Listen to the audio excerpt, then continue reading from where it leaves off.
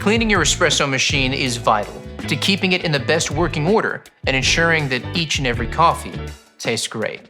The drip tray should be removed, emptied, and cleaned periodically with warm water, particularly when the exclamation mark indicator shows.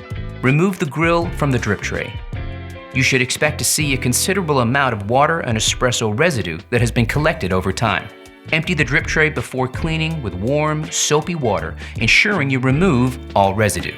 The exclamation mark indicator can be removed from the drip tray by pulling upwards to release the side latches. The storage tray can also be removed and cleaned with a soft, damp cloth, not abrasive cleaners, pads, or cloths which may scratch the surface.